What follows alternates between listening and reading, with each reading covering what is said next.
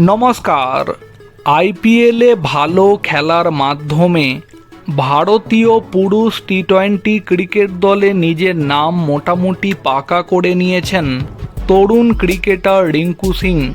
এবার সেই রিঙ্কু সিংকে নিয়ে যে ভালো খবর সামনে আসছে। এবার রিঙ্কু সিং শুরু করতে চলেছেন নতুন জীবন। এই পর্যন্ত শোনার পরে অনেকে মনে করছেন তরুণ ক্রিকেটারের বিয়ে নিয়ে কথা বলা হচ্ছে, কিন্তু সেটা নয়। যোগী আদিত্যনাথ সরকার তাকে নতুন পদে বহাল করতে চলেছে।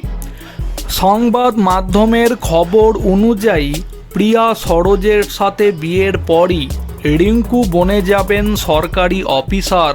2022 সালের আন্তর্জাতিক পদক বিজয়ী সরাসরি নিয়োগ বিধি অনুযায়ী ডিস্ট্রিক্ট বেসিক এডুকেশন অফিসার পদে নিয়োগ করা হবে রিঙ্কু সিংকে। যেসব খেলোয়াড়রা আন্তর্জাতিক ক্ষেত্রে দেশের নাম উজ্জ্বল করেছেন, সংশ্লিষ্ট রাজ্যের নাম ছড়িয়ে দিয়েছেন, তাদের জন্যই উত্তরপ্রদেশ সরকার এই বিশেষ পদ তৈরি করেছে। ডিরেক্টর অফ বেসিক এডুকেশনের তরফ থেকে তার কাছে ইতিমধ্যেই সরকারিভাবে বিজ্ঞপ্তি পাঠানো হয়ে গিয়েছে।